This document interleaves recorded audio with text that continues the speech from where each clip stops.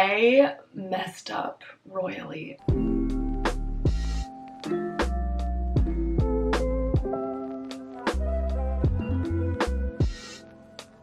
What is going on? Welcome to a brand new video. I thought I would walk you through my process in trying to redo an old chair that I got off Facebook Marketplace, and I loved the shape of it.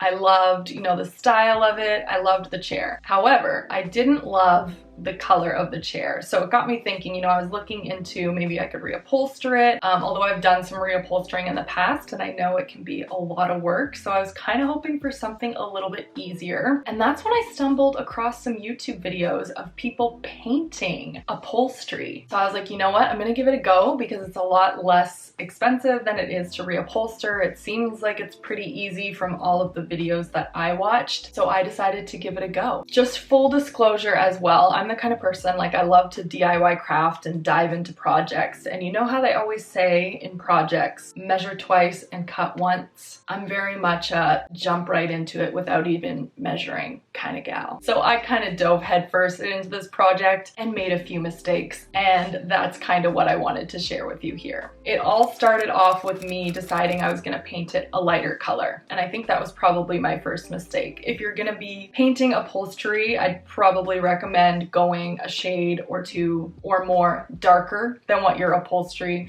already is. From some of the videos that I watched, people were taking spray bottles, so I grabbed a spray bottle. I read comments, people saying, mix in fabric softener. So I had a water and fabric softener, and I really soaked the crap out of the fabric before I went ahead and started painting. And I just took the paint, I had this chalk paint, and I just started slathering that right onto the upholstery. It was honestly really, really difficult to paint onto the upholstery, and it started clumping up a little bit. I had to get a really, really hard bristled brush to even try and get the paint into the upholstery. And I was like, okay, well, let's let this section dry that I've sort of already done, and then you're supposed to sandpaper it the next day once it's dried, and that sort of brings back the softness of the upholstery. So I did that, and my chair turned out to be crunchy as heck, real crunchy. And honestly, I think after this point my chair was at a place of no return. So what ended up happening was I realized that I messed up royally, and that what you should be doing is mixing 2 parts water with 1 part paint. So it's more of a stain rather than you just soaking your upholstery with water and then painting right on top of it. You should mix together your paint and your water and maybe toss in a little fabric softener or something. Really mix that up so it's very, very, very liquidy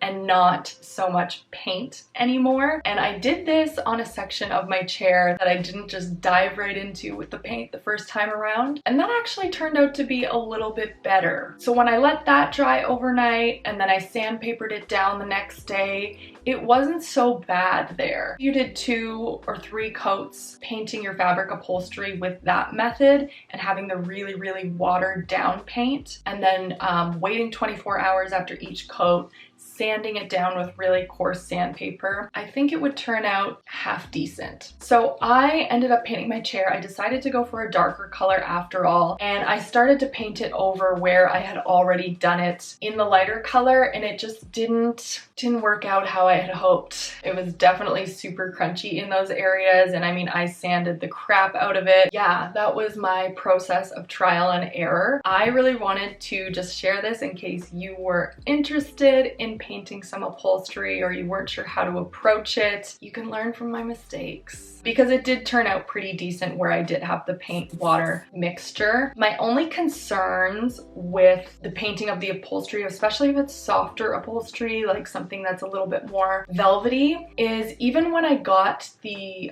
paint a little bit wet afterwards, when it was fully dry, it would sort of transfer. So that kind of concerned me a little bit too. Like, say you're sitting in the chair and you're wearing white pants or you're wearing a white t-shirt, what's gonna happen? Is that gonna transfer onto your clothing? Is that gonna transfer onto your skin? So those are a couple of the concerns that I have with the painting of the upholstery. But overall, it was definitely an experiment. I thoroughly enjoy, DIYing and trying different things and seeing how, you can change things. Would I paint upholstery again? No, probably not. I would definitely take the time to reupholster, but I do think it is a more budget-friendly option to really transform a piece of furniture if you do it the right way from the start. And I know that they have, you know, waxes and things like that that you can sort of seal it together, so maybe that would help with the transfer if you are worried about things like that. Otherwise, it was a fun little experience and another little notch on my DIY belt.